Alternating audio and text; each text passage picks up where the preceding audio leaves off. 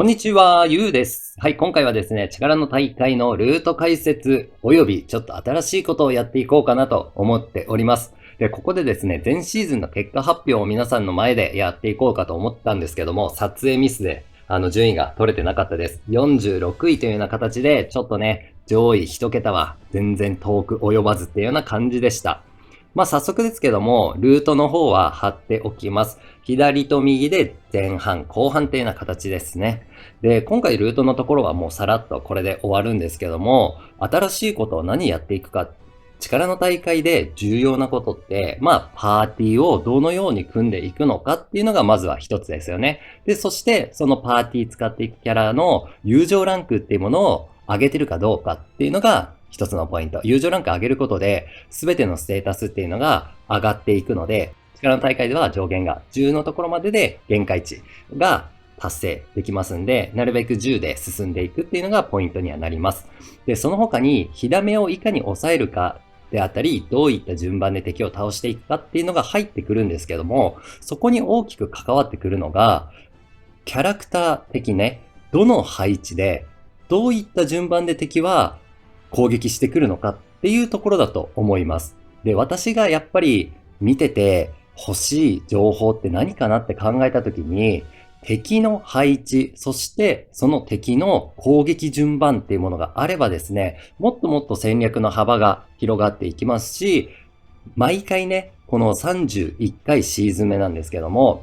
やっぱり情報を多く持ってる人の方が有利になってしまうんですよ。こういった風に敵がこんなように順番が並んでいて、凸が同じであればシーズンが切り替わっても、この敵キャラの配置っていうのは変わらないんですよ。なので一度戦ったキャラクターの情報っていうのをスクショしたりとかで保存しておけば、どういった敵がどういった配置になっていたのかであったりとか、あとは記憶が良ければどういった順番で敵が攻撃してくるかっていうのも覚えてることもありますけど、そんなね、覚えるっていうことはなかなかないんじゃないかなとは思うので、私の動画の方でですね、残していきつつ、皆さんが必要になったところで見てもらえたら嬉しいなと思ってます。で、毎回毎回試合を流していくっていうのは膨大な時間がかかってしまうので、私が進めて、で、進んだマスの情報っていうところについて、配置であったり、敵キャラがどういう順番で攻撃してきましたよっていうのを紹介していきたいなと思っております。なので、ちょっとね、全部やっていって、一気にボンっていうよりは、線ごとに区切ってですね、乗っけていこうかなと思います。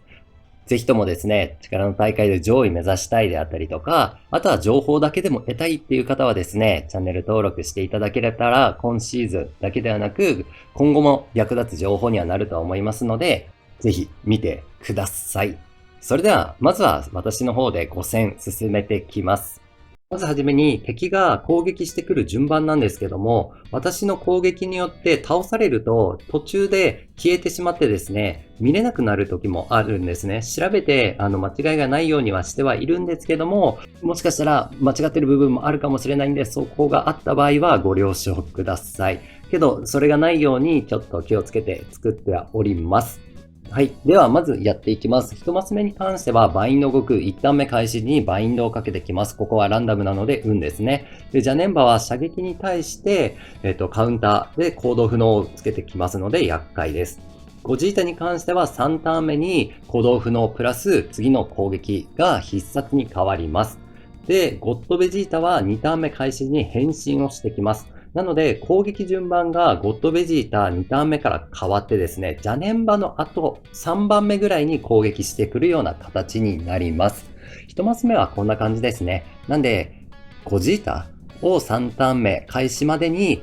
間違いなく倒しておくっていうのがポイントにはなるのかな。あとはジャネンバ射撃を打たないようにするっていうのが戦略の一つかと思います。では、2マス目です。こちら、劇場版なんですけども、私、ここのマスやらかしました。殲滅できなかったです。自分のパーティーの火力を信じてですね、紫のフルパワー傍若から倒して、その後、赤ボジャを倒しに行こうとしたらですね、思いのほかですね、キャラクターかなりかかって、フルパワー傍若を倒して、で、赤ボジャが覚醒アーツを打つ前に倒しきれなく、黄色の覚醒悟空に